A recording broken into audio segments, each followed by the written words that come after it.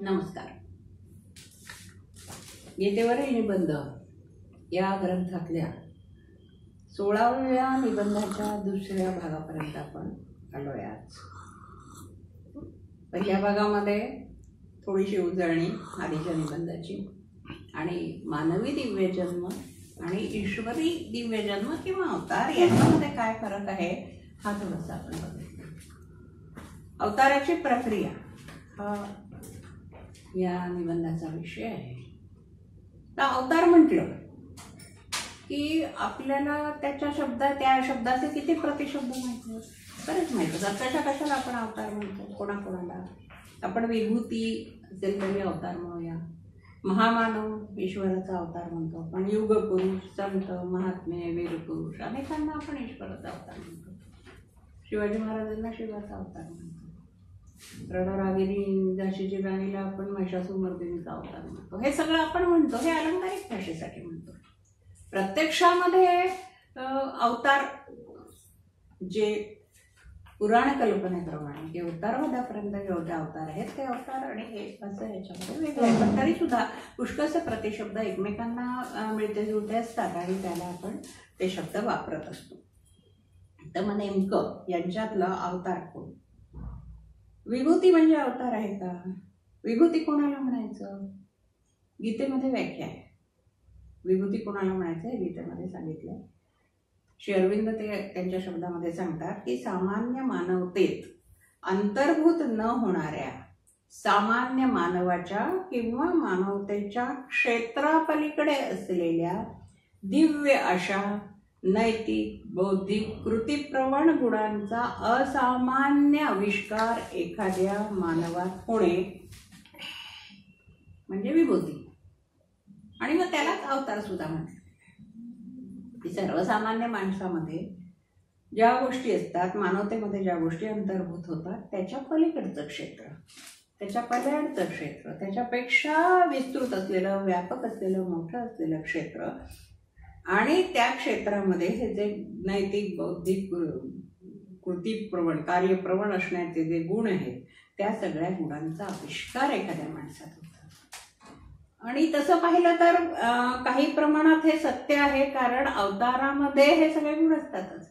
अवतारामध्ये विभूती असते. अवतार हा विभूती पण असतो, अवतार हा महामानव पण असतो, अवतार हा नेता पण असतो, अवतार हा बरंच काही असतं. म्हणजे जसं नेहमी आपण उदाहरण देतो ना की कावळा काळा असतो पण सगळे काळे पक्षी कावळे नसतात. तशासारखं की अनेक व्यक्तिमत्वांचे, विभूतिमत्वांचे, महामानवाचे, संत महात्म्यांचे सगळे गुण अवतारामध्ये आहेत. पण म्हणून यापैकी कोणी अवतार असू नाही शकत. जसं की त्यांनी म्हटलंय की ते अवतार नाही आहेत. अवतार विभूती असते. कृष्णाचं उदाहरण श्री अरविंदांनी घेतलेलं आहे पुढे की कृष्णाचं उदाहरण घेतलं तर बाह्य मानव तत्वाच्या दृष्टीने तो विभूती होता. कारण की बाह्य तत्व हे मानवी नसून त्याचं ईश्वरी होतं. तो त्याच्या युगातला नेता होता. त्याच्या युगात तो नेता होता, प्रमुख होता. त्याच्या मागे जाणारे त्याचे असंख्य फॉलोअर्स होते. नेता होता तो. वृष्णींचा प्रमुख होता. जय तू कृष्ण वृष्णे वंश प्रदीप. वृष्णी वंशातला श्रेष्ठ होता. हे नेतृत्व प्रकृतीच्या दृष्टीमुळे आहे, आत्मिक. हे जे त्याचे आपण आत्ताचं नेता असणं, उत्तम योद्धा असणं किंवा उत्तम मुत्सद्दी असणं, राजकारण चतुर असणं, हे सगळे जे त्याच्यामध्ये नेतृत्वाचे, विभूतिमत्वाचे हे जे सगळे गुण आहे हे सगळे बाह्य गुण आहेत, प्रकृतीचे गुण आहेत. तर प्रकृतीच्या या गुणांचा सर्वोच्च विकास झालेला असल्यामुळे तो विभूती आहे, तो महामानव आहे, तो युगपुरुष आहे, तो सगळं काही आहे. मग अवतार केव्हा आहे? बाह्य गुणाने त्याला जे काय रूप, सामर्थ्य, चातुर्य हे सगळं मिळालेलं आहे. अवतार केव्हा आहे? की जेव्हा या सगळ्या गुणांच्या पलीकडे जे दैवत्व त्याच्यामध्ये, जे दैवी गुण आहेत त्याच्यामध्ये. कोणते दैवी गुण आहे?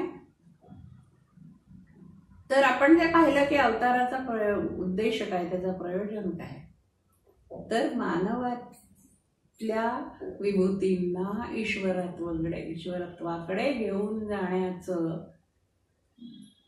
जाण्याचं कार्य करण्यासाठी सहाय्यभूत होणं, हे अवताराचं प्रयोजन आहे. आणि त्या प्रयोजनामुळे श्रीकृष्ण हा अवतार ठरतो. बाह्य गुणातलं भव्य पण आहे, त्याच्या सामर्थ्यशाली दिव्य पण त्याच्यामध्ये आहे, परिणामकारक बलसंकल्पना आहे, बलसंपदा त्याच्याकडे आहे. या विभूतीच्या गुण आहेत सगळ्या, विभूती असण्याच्या गुण आहेत. त्याच्यामुळे कृष्ण जोपर्यंत गीता सांगायला अर्जुनाच्या रथावर उभा नव्हता तोपर्यंत तो हा असा बलसंपन्न, रूपसंपन्न, गुणसंपन्न, सामर्थ्यवान, प्रिय दर्शिनी असा नेता होता. सुंदर दिसायला असा नेता होता. आणि ज्या क्षणी त्याने गीता सांगितली त्या क्षणी तो ईश्वर अवतार झाला. त्याच्यातल्या विभूतीचा नेत्यामध्ये रूपांतर झालं, त्याच्यातल्या विभूतीमत्वाचं दैवत्वामध्ये, अवतारामध्ये रूपांतर झालं. त्याच्यातला नेता हा अवतार झाला. श्री अरविंद काय म्हणतात त्या ठिकाणी? मानवात व्यक्त झालेली ईश्वरी शक्ती हे मानवी विभूतीचे स्वरूप असते. वृष्णींमध्ये वासुदेव आहे, कृष्ण म्हणतोय वृष्णींमध्ये मी वासुदेव आहे, पांडवांमध्ये मी धनंजय आहे, मुनींमध्ये मी व्यास आहे, द्रष्ट्या कवींमध्ये मी उशना कवी आहे, असे गीतेत कृष्ण म्हणत आहे. यावरून सुंदर व्याख्या पाहिजे. यावरून विभूती म्हणजे त्या त्या वर्गात, त्या त्या गटात पहिली असणारी, सर्वश्रेष्ठ असणारी व्यक्ती. ऋषींमध्ये अमुक श्रेष्ठ म्हणून मी तो आहे, म्हणजे मी विभूती आहे. ऋषींमध्ये मी श्रेष्ठ आहे, कवींमध्ये मी श्रेष्ठ आहे, पांडवांमध्ये मी श्रेष्ठ आहे. कशामध्ये तरी मी कोणीतरी. अहमात्मा गुणाकेश सर्वभूताचे स्थित आहे, जे आपण म्हणतो. मादिश्च मंत्यांच्या भूताना म्हणता येईल. आदित्याना म्हणून आदित्यांमध्ये मी कोण आहे, हे जे त्याने म्हटलेलं आहे त्या म्हणण्यामध्ये हा भाव आहे की ज्या भावांमध्ये त्या त्या गटातले सर्वश्रेष्ठ व्यक्ती, त्या त्या गटातली, त्या त्या वर्गातली सर्वश्रेष्ठ व्यक्ती म्हणजे विभूती. असा अशी इथे विभूतीची व्याख्या झालेली आहे. त्या त्या वर्गाची किंवा गटाची विशिष्ट आत्मशक्ती ज्या गुणांनी व कर्मांनी व्यक्त होते, त्या गुणात व कर्मात सर्वाधिक सामर्थ्य संपन्न व्यक्ती असा अर्थ निष्पन्न होतो विभूतीचा.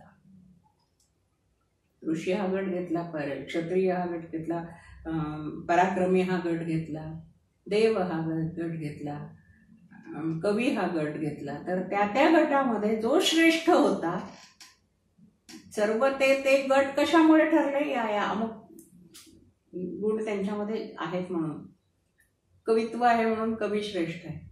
मग हे जे गुण त्याच्यामध्ये आहे त्याचा सर्वोत्तम आविष्कार ज्या मानवात होतो तो विभूती आहे, असा त्याचा अर्थ होतो. बघूया आपण पुन्हा एकदा. विभूती म्हणजे त्या त्या वर्गात, त्या त्या गटात पहिली असणारी, सर्वश्रेष्ठ असणारी व्यक्ती. त्या त्या वर्गाची किंवा गटाची विशिष्ट आत्मशक्ती ज्या गुणांनी व कर्मांनी व्यक्त होते, त्या गुणात व कर्मात सर्वाधिक सामर्थ्य संपन्न व्यक्ती असा अर्थ निष्पन्न होतो. 181 पानावरचा हा परिच्छेद आहे. शेवटच्या ओळी आहेत काही या. ईश्वराच्या अभिव्यक्तीचा विकास आणि प्रगती नीट होण्यासाठी जीवाच्या गुणांची व शक्तींची विभूतीत दिसून येते तशी वाढ होणे ही अगदी आवश्यक गोष्ट आहे. आम्हा सामान्य माणसांच्या पातळीच्या वरती चढून गेलेला प्रत्येक थोर पुरुष हा आपल्या चढण्यानेच आमच्या सामान्य मानवतेला एक प्रकारे उंच नेत असतो. आम्हामध्ये दिव्य संभाव्यता आहेत हे तो आपल्या जिवंत उदाहरणाने सिद्ध करत असतो. दिव्य प्रकाशाचा तेजोमय आविष्कार, दिव्य सामर्थ्याचा प्राणमय आविष्कार म्हणजेच आम्हामधील ईश्वरत्व निसंशय प्रगट होणार आहे, असे त्याच्याद्वारा जणू ईश्वराने अभिवचन दिले. आमच्यातलं ईश्वरत्व प्रगट होणार आहे हे सिद्ध करण्यासाठी आमच्या समोर असलेले ते उदाहरण म्हणजे अवतार. ज्या ज्या गोष्टी आमच्यामध्ये आहेत, जे जे सामर्थ्य आमच्यामध्ये आहे, जे जे दिव्यत्व आमच्यामध्ये आहे, ते दिव्यत्व स्पष्ट होणं, व्यक्त होणं हे शक्य आहे. आणि ते शक्य होऊन दाखवलेली, शक्य करून दाखवलेली व्यक्ती म्हणजे अवतार. ते शक्यतेची पूर्तता म्हणजे अवतार. जसं आपण म्हणतो की एखाद्या दगडामध्ये मूर्ती असतेच, ती मूर्ती असते, ती सगळ्यांना दिसत नाही.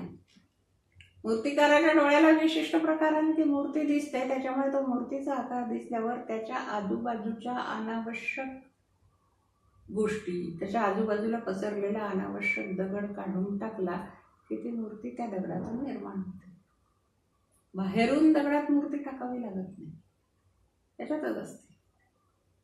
फक्त त्याच्या बाजूचं सगळं काढून टाकावं लागतं. चिमणीचे हातोड्याचे गाव घालून आधी मोठे दगड बाजूला करावे लागतात, मग बारीक करून करून करून बारीक सारीक गोष्टी बाजूला काढून टाकाव्या लागतात. तर आधी नुसते मोठे मोठे हातोड्याचे चिमणीवर घाव घालून जे दगड बाजूला करून ती तयार झालेली मूर्ती असते, ती म्हणजे विभूती. आणि मग पुन्हा बारीक काहीतरी घेऊन, एखादा अवजार घेऊन, शस्त्र घेऊन त्याचं जे डिटेलिंग केलं जातं त्याच्यामध्ये, त्या मूर्तीला बारीक बारीक बारीक सगळ्या गोष्टी सजवल्या जातात. आणि मग जाऊन त्याची प्राणप्रतिष्ठा केली जाते, तेव्हा तो ईश्वर, तो अवतार. तसंच म्हणायला हवं. तशासारखं सामान्य मानवतेत अंतर्भूत न होणाऱ्या ज्या गोष्टी आहेत त्या विभूतीमध्ये असतात. कृष्ण हा विभूती होता, महान विभूती म्हणूनही कृष्णाला आपण म्हणतो. गीतेच्या जन्माने त्याला देवत्व दिलं आहे ना. प्रत्येक स्त्री जशी बाई असतेच, स्त्री असतेच, पण पुत्राच्या जन्माने ती माता होते. मातृत्व तिला पुत्राच्या जन्माने मिळतं. तशासारखं गीतेचा जन्म झाला आणि श्रीकृष्णाला देवत्व मिळालं. तोपर्यंत तो विभूती होता, नेता होता, श्रेष्ठ पुरुष होता, वीर पुरुष होता. मानवाची स्वाभाविक प्रवृत्ती ही जी आहे ती अशा लोकांना देव मानण्याकडे आहे. सर्वसामान्यप्रमाणेपणे आपण आपल्या स्वाभाविक प्रवृत्तीचा जर विचार केला तर वीरपुरुषांना, श्रेष्ठ पुरुषांना, ज्यांनी खूप काहीतरी आपल्यासाठी केलेलं आहे त्यांना देव मानण्याकडे आहे. वीरवृत्तीच्या माणसांना देव मानतो आपण. आपलं रक्षण करताना आपण देव मानतो. साधा कोणीतरी वेळेवर आपल्याला येऊन मदत केली तरी आपण म्हणतो की कसं देवासारखं भेटलंस. रस्ता चुकले असलो आणि कुठेतरी भरकटत असून अशा वेळेला कोणी दिसत नसलं, अशा वेळेला कोणीतरी एखादा मनुष्य येऊन दिसला तरी आपण पटकन म्हणतो कसा देवासारखा भेटलास. संकटाच्या वेळेला, अडीअडचणीच्या वेळेला कोणी हात देणारा, मदत करणार नसलं, कोणी येऊन 5 पैशाची जरी मदत केली तरी आपण पटकन त्याला म्हणतो की देवासारखा भेटला. म्हणजे देव मदत करणारा, जो वेळेवर मदत करणारा, जो संकटकाळी हात देणारा तो देव, ही एक मनामध्ये आपल्या कल्पना दृढ आहे. याचं कारण परंपरेमध्ये आहे की मानवाला संकटातून बाहेर काढण्यासाठी देवांनी मदत केलेली आहे. देव हा एक समूह आहे देवांचा. इंद्र हा त्या समूहाचा राजा आहे आणि देव लोकांमध्ये ते लोक राहत असतात. हा सगळा विस्तृत भाग आहे. आपल्याला इतकं थोड्या वेळेत या जागेत घेऊ शकत नाही, तो अप्रस्तुतपणा इथे, आवश्यकता नाही त्याची. पण आपल्याला सगळ्या इक्ष्वाकू कुळाच्या राजांचा जर आपण बघितला वंशाचा इतिहास तर त्याच्यामध्ये हे सगळं दिसतं. पुरुरवा देवांच्या मदतीला गेला तिथे, याच्यामध्ये स्वर्गामध्ये त्यांची मदत केली. देव मानवाची मदत घेतात, देतात, त्यांना मानवाला मदत देतात, मानवाची मदत घेतात सुद्धा. तशासारखं ऐनवेळी, संकट समयी, कठीण समयी जो कोणी येतो त्याला देव म्हणण्याची आपल्याकडे आपली मानसिकता आहे. भारतीय मनाची तरी नक्कीच मानसिकता आहे. आणि भारतीय मानसिक जडणघडणीत अनेक व्यक्तींना, वस्तूंना, पदार्थांना देव मानण्याची परंपरा आहे. सगळ्यांनाच देव मानतो आपण, वस्तूंना पण देव मानतो, पदार्थांना पण देव मानतो, जनावरांना, प्राण्यांना, वृक्षांना, सगळ्यांना देव मानतो. कारण की ते त्यांची कृतज्ञता त्यांच्या प्रती आपल्याला व्यक्त करायची असते म्हणून. त्यामुळे विभूती हा भाग वेगळा. विभूती म्हणजे अवतार नव्हे हे इथे स्पष्ट झालं. मग पुढे संत, गुरु, धर्मसंस्थापक यांनाही अवतार मानलं गेलं परमेश्वराचे, पण तेही अवतार नव्हे.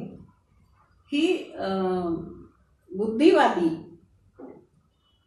लोकांनी निर्माण केलेली विचारधारा, बुद्धिवादी लोकांनी निर्माण केलेली विचारधारा आहे आणि ती पटते पण. या संदर्भात आपण मगाशी पाहत होतो, त्या संदर्भात आपण पुढे म्हणूया. भारतीय मन नेहमीच थोर संतात, गुरु, धर्मसंस्थापकात ईश्वराचा अंश असल्याचे मानायला तयार असते. या सगळ्यामध्ये ईश्वराचा अंश अवतार आहे, पूर्ण अवतार नाही, अंश अवतार मानायला तयार असते. दक्षिणेकडील वैष्णवात ही मनप्रवृत्ती प्रकर्षाने आढळते. या वैष्णवांची अशी श्रद्धा आहे की त्यांचे काही संत विष्णूच्या शंख, चक्रादी प्राणमय प्रतिकरूप आयुधांचे अवतार होते. सर्वच मानवांच्या चाललेल्या ऊर्ध्वरूप संचलनातील आणि संघर्षातील ईश्वराच्या हातातील प्राणमय अस्त्रे आणि आयुधे म्हणजे हे महान आत्मे असतात. ही गोष्ट खरीच आहे आणि म्हणून वैष्णवांची उपरिनिर्दिष्ट श्रद्धा समर्थनीय आहे.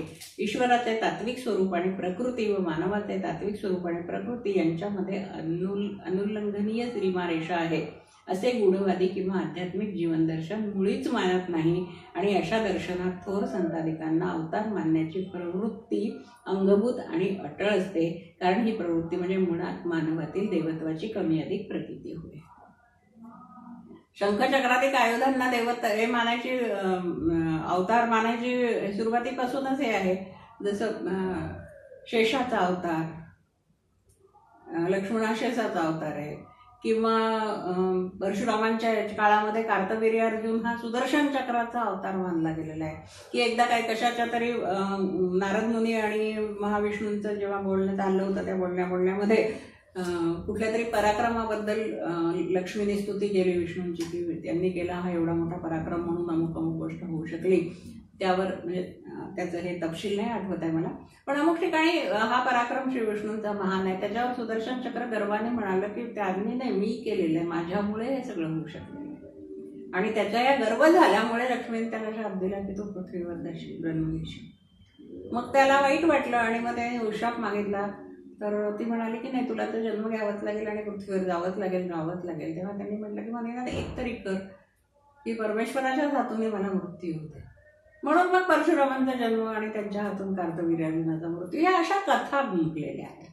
तर हे म्हणण्याचं कारण काय की त्याच्यामध्ये प्रत्येकामध्ये कमी अधिक प्रमाणात देवत्व असतं हे मानण्याकडे मानवी मनाचा कल आहे. त्याच्यातल्या त्या भारतीय मनाचा खूप जास्ती आहे. त्याच्यामुळे आपल्या देशामध्ये ही अवतार आणि अवतार संकल्पना जास्त प्रकर्षाने आढळून आलेली आहे. तरी पण विभूती म्हणजे अवतार नव्हे हे लक्षात घेतले पाहिजे. विभूती म्हणजेच अवतार असे असते तर अर्जुन, व्यास, उशना यांना कृष्णाप्रमाणेच अवतार मानावे लागले असते. उशना म्हणजे शुक्राचार्य, शुक यांना मानावे लागले असते. केवळ दिव्य गुण असले म्हणजे तो अवतार होत नाही. अवताराच्या ठिकाणी अशी आंतरिक जाणीव असावी लागते की, हे खूप महत्वाचं आहे की जो अवतार असतो त्याच्या ठिकाणी एक आंतरिक जाणीव असावी लागते. ती कोणती जाणीव असायला लागते? मी मानवी प्रकृतीत उपस्थित आहे आणि या प्रकृतीमध्ये शासन मी ईश्वर आणि परमात्मा या नात्याने करतोय. हे किती विरोधी आहे. म्हणजे आपल्याला समजून घ्यायचं झालं तर दोन विरोधी उदाहरणं घेतली की आपल्याला कसं समजून घेतलं जातं. आपण काय म्हणतो की मानव आहे आणि मानवामध्ये ईश्वर आहे, ईश्वराचा अंश आहे आणि तो हे कार्य करत असतो. ही वृत्ती आहे. मी नाही, मी करता नाही, मी हे करत नाही. कर्तेपणा मानवाने घ्यायचा नसतो. याच्या उलट ईश्वर हा स्वतः सांगतो की मानवी रूपामध्ये मी आहे, मी करता आहे, मी करतो आहे, मी घडवतो आहे आणि माझ्यामुळे हे सगळं चालतंय. हा जो फरक आहे हा खूप महत्वाचा फरक आहे.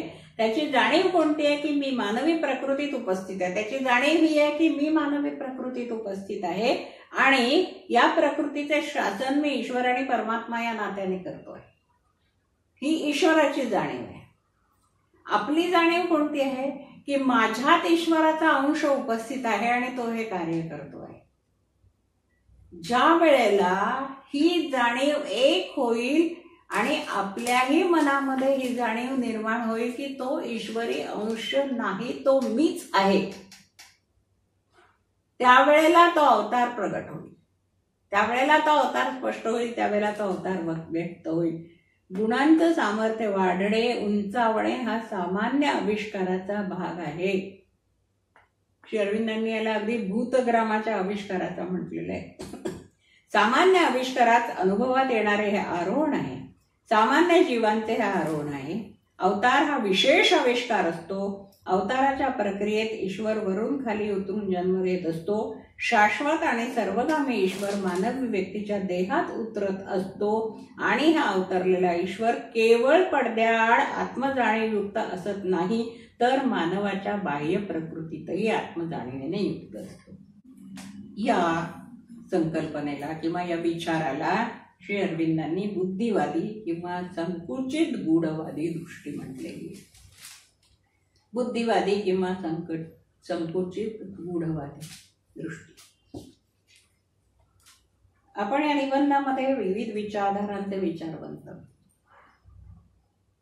यांचे अवतार प्रक्रिया कशी घडून येते या संबंधीचे विचार लक्षात घेतो किंवा त्यांचा विचार करतोय, त्या विचारांचा विचार करतोय, परामर्श घेतो. त्यापेक्षा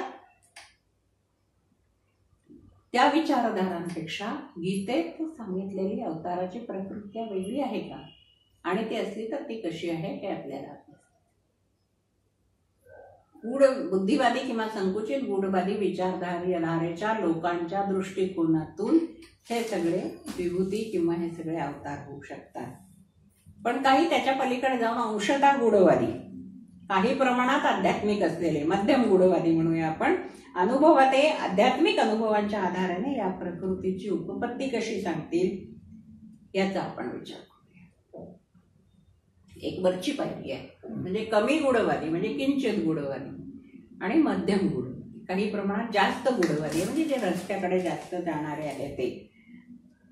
मानवी आत्मा, त्यांच्या विचारधाराप्रमाणे मानवी आत्मा हा ईश्वराने त्याच्या अंतरी उतरावी अशी आर्त प्रार्थना करतो आणि त्या अनुषंगाने साधना करतो.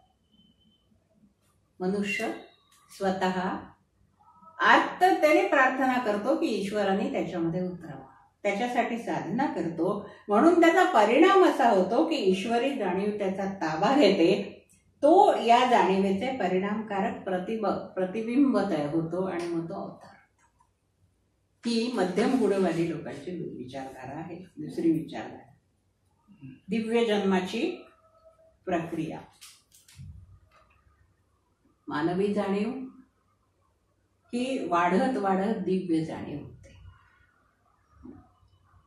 वाढ पराकोटीची झाली की व्यक्तीचा विकसित आत्मा दिव्य जाणीवेत विलीन होऊन जातो. सर्वातीत पुरुषाच्या उच्च आत्म्यात अस्तित्वात आपलं व्यक्तित्व मिळवून टाकतो.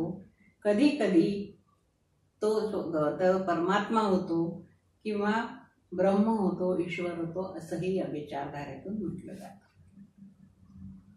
पहिली विचारधारा ज्यांच्यामध्ये मानवी गुण पराकोटीला पोचले आहेत ते संत महंत वगैरे सगळे वीरपुरुष. दुसरी विचारधारा असं म्हणते की मानवी जाणीव वाढत जाते. मानवी जाणीव कोणती की माझ्यात ईश्वरांचा अंश आहे, ही मानवाची जाणीव ही वाढत वाढत जाते. ती एवढी वाढते, पराकोटीची होते की त्या व्यक्तीचा आत्मा जो आहे तो त्याच्यापासून विमुक्त होतो. जीवनमुक्त ज्यांना आपण म्हणतो ना, ते आहेत आणि तरी सुद्धा ते मुक्त आहेत, जीवनात इथे असूनही ते मुक्त आहेत, तर त्यांचा आत्मा मुक्त होतो आणि ईश्वरात विलीन होतो. त्यांना आपण अवतार म्हणायचो. म्हणजे पुन्हा संत पुरुषांपाशी आपण येऊन पोचलो, त्यांना आपण अवतार म्हणायचं, अशी ही विचारधारा आहे. आणि या विचारधारेमध्ये अतिशयोक्ती म्हणून कधी कधी यांनाच परमेश्वर असंही म्हटलं जातं, यांनाच ब्रह्म म्हटलं जातं, यांनाच परमात्मा पण म्हटलं जातं. आपले जे संत आहेत त्या संतांच्या संदर्भामध्ये हेच म्हटलेलं आहे की ते जीवनमुक्त आहे. गजानन महाराजांच्या संदर्भात सुद्धा असंच म्हटलं जातं की त्यांचे जीवनमुक्त आहे, त्याच्यामुळे त्यांना कशाचं भान नाही, कशाची जाणीव होते. म्हणतात की आत्म्याचं वस्त्र देह आहे तर त्याच्यावर आणखी वस्त्र कशाला हवे, ह्या जाणीवेने वागणारे ते जीवनमुक्त आहेत. स्वामी समर्थांच्या बाबतीमध्ये सुद्धा सगळी जीवनमुक्तांची लक्षणं त्यांची होती. आणि म्हणून मग त्यांनाच ईश्वराचा अंश किंवा ईश्वर मानणं याकडे मानवाचा कल जातो. ही दुसरी विचारधारा आहे. श्री अरविंद म्हणतात गीतेत असं कुठेही म्हटलेलं नाही, कुठेही गीतेत असं म्हटलेलं नाहीये की मानवी आत्म्याचा विकास होत होत होत तो अत्यंत पराकोटीला पोचला की त्या अवतार आत्म्याचं परिवर्तन होतं. किंवा असंही म्हटलं नाही की मानवातल्या सर्वश्रेष्ठ जे आहेत त्यांना अवतार म्हटलेला आहे असं गीतेत. मग गीतेत काय म्हटलंय? गीतेत म्हटलंय ईश्वर हृदयात असतो असे गीता म्हणते. येथे हृदय म्हणजे सूक्ष्म पुरुषाचे हृदय होय. या सूक्ष्म पुरुषाच्या हृदयात व्यक्तीचा आत्मा जीवात्मा पण असतो. हे हृदय मानवी भावनांचे, संवेदनांचे, मानसिक जाणीवेचे केंद्र असते. ईश्वर जो या हृदयात असतो तो त्याच्या मायेने झाकलेला असतो. आमच्या अंतरंगात या हृदयाच्या पातळीच्या वरची पातळी पण आहे. ही पातळी आमच्या मानसिक जाणीवे पलीकडील अतिचेतनेची पातळी आहे. हिला प्राचीन गूढवादी स्वर्ग म्हणतात. या पातळीवर, या भूमीवर ईश्वर आणि जीव प्रकटपणे एकत्र आलेले असतात आणि एकाच तत्वाचे बनलेले असे प्रत्ययास येतात. काही प्रतीक प्रधान निरूपणात यांना पिता आणि पुत्र असे म्हटलेले आहे. यापैकी दिव्य मानव किंवा जीवात्मा हा ईश्वरापासून येतो. ईश्वराच्या श्रेष्ठ प्रकृतीतून, पराप्रकृतीतून, परामायेतून कुमारी मातृत्व जन्म घेऊन अपरा किंवा मानवी प्रकृतीत प्रविष्ट होते. ख्रिस्ताच्या अवताराचे आंतरिक तत्व आताच सांगितलेल्या जीवात्म्याच्या जन्मत्वाप्रमाणेच आहे. ख्रिस्ती धर्मात पिता, पुत्र आणि पवित्र आत्मा अशी पवित्र त्रयी मानतात. या त्रयींपैकी पिता म्हणजे ईश्वर हा वर सांगितलेल्या आंतरिक स्वर्गात असतो. पुत्र हा दिव्य मानव जीवात्मा असतो, म्हणून पृथ्वीवर मर्त्य शरीरात येतो. आणि पवित्र आत्मा हे पवित्र त्रयातील तिसरं तत्व म्हणजे शुद्ध आत्मा तत्व, ब्राह्मी जाणीव होय. म्हणून मग ईश्वर आहे तो अयोनिज आहे, तो जन्मणार नाही सर्वसामान्य स्त्रीच्या उदरातून, अशा प्रकारची कल्पना केली जाते. आणि मग पवित्र त्रयी मानली जाते, पिता, पुत्र आणि पवित्र आत्मतत्व. त्याच्यात पिता म्हणजे ख्रिस्ती धर्माप्रमाणे आकाशातला बाप, पुत्र म्हणजे येशू ख्रिस्त त्याचा मुलगा किंवा त्याची जी लेकरं सगळी आहेत ती, आणि पवित्र तत्व म्हणजे त्याची माता जिच्या पोटी त्याचा जन्म झाला. असा एक ते ख्रिश्चन धर्माचा सिद्धांत अवताराचा सांगितलेला आहे. आणि आपल्याकडे या अवताराच्या ह्याच्यामध्ये अशा प्रकाराने दिव्य श्रेष्ठ दिव्य जाणीव वगैरे असं गीतेने कुठेही म्हटलेलं नाही. त्याचं उदाहरण देताना पराप्रकृती आणि पराप्रकृतीच्या ह्याच्यातनं उदाहरण देत असताना श्री अरविंदांनी भगवान बुद्धांचं उदाहरण दिलेलं आहे की भगवान बुद्धांच्या मातेचं नाव महामाया होतं. नावावरूनच लक्षात येतं की ती माया होती, पराप्रकृतीतली होती. आणि तिच्यातून सिद्धार्थ हा तिचा पुत्र जो अपराप्रकृतीचा होता तो जन्माला आला. तिचं काम झालं मायेचं. त्याच्या जन्माच्या नंतर 7 दिवसांनी तिचा मृत्यू झाला. मग सिद्धार्थाला त्याच्या मातेच्या बहिणीने म्हणजे मावशीने सांभाळलं. तिचं नाव गौतमी होतं म्हणून त्याला गौतम म्हणतात सिद्धार्थाला. ह्याच्यामध्ये हे रूपकात्मक सांगताना श्री अरविंद म्हणतात की आपल्या तत्वज्ञानाप्रमाणे अपराप्रकृतीतून पराप्रकृतीचा जन्म, पराप्रकृतीचा नव्हे तर पराप्रकृतीतून अपराप्रकृतीचा जन्म झाला. माया ही पराप्रकृतीची जननी होती आणि त्याच्यातून अपरा म्हणजे भौतिक प्रकृतीच्या पुत्राचा जन्म झालेला आहे. आणि पुढे त्यांनी त्याचा स्वतःचा विकास करून घेतलाय. म्हणजे ईश्वरी तत्वाचा जन्म होण्यासाठी कुठला तरी विशिष्ट देह, विशिष्ट शुद्धता, विशिष्ट गोष्ट आवश्यक आहे असं म्हणत नाही आपण, जे की ख्रिश्चन धर्माच्या प्रमाणे मानलं जातं की विशिष्ट असं शरीर असायला हवं, की कुमारी मातेचं शरीर असायला हवं आणि त्याला कुठल्याही कनिष्ठ प्रकृतीचा स्पर्श व्हायला नको हे ते म्हटले आहे. आपल्या मानवी बुद्धीला हे विवेचन पुष्कळदा पटतं, दोन्ही प्रकाराने पटतं की मानव उच्च उच्च उच्च पातळी गाठत जातो आणि पातळी गाठून तो ईश्वरापर्यंत पोहोचतो, हेही आपल्याला पटतं. आणि दुसरं हेही पटतं की शुद्ध आत्मतत्व असणं आवश्यक आहे. परंतु हा सिद्धांत कसा आहे, जर तरच्या भाषेत, अर्थशास्त्राचे सिद्धांत जसे असतात तसे जर तरच्या भाषेमध्ये. त्याचं छान म्हणतात ते श्री अरविंद, स्वतःची इच्छा आणि व्यक्तित्व ईश्वराच्या इच्छेत आणि स्वत्वात विलीन करू शकतो. आपण आधी वाचूया. मानव आपली प्रकृती, 184 पानावर शेवटचं वाक्य, मानव आपली प्रकृती उन्नत करून ईश्वराच्या अस्तित्वाशी भावनेने आणि जाणीवेने एकरूप होऊ शकतो. स्वतः ईश्वराच्या जाणीवेचे, सामर्थ्याचे, प्रेमाचे पात्र आणि वाहन बनू शकतो. हे करू शकतो. स्वतःची इच्छा आणि व्यक्तित्व ईश्वराच्या इच्छेत आणि स्वतःत विलीन करू शकतो. हा वर सांगितलेला हा सिद्धांत आहे, जो हे मध्यम गुणवादी लोक सांगतात आहे, असं करू शकतो. पुढे अरविंद म्हणतात आहे, हे जर खरे असेल आणि आध्यात्मिक अवस्था या कोटीला पोचू शकते, ही गोष्ट आध्यात्मिकांच्या अनुभवाची आहे, तर या आध्यात्मिक उन्नतावस्थेची सहज प्रतिक्रिया म्हणून ईश्वराची इच्छाशक्ती, त्याचे सत्व, त्याचे सामर्थ्य, प्रेम, ज्ञान, जाणीव या उन्नत मानवी जीवाचे सर्व व्यक्तित्व व्यापून राहील. हे काही तत्वतः अशक्य नाही. काही तत्वतः अशक्य, जर ते असं असेल तर अशक्य नाही. आणि असे घडले म्हणजे या उन्नत जीवाच्या बाबतीत आमच्या मानवतेचे दिव्य जन्म आणि दिव्य प्रकृती या अवस्थात आरोहण तर घडून येतेच, पण त्याचबरोबर आमच्या मानवतेत ईश्वराचे अवतरणही घडून येते.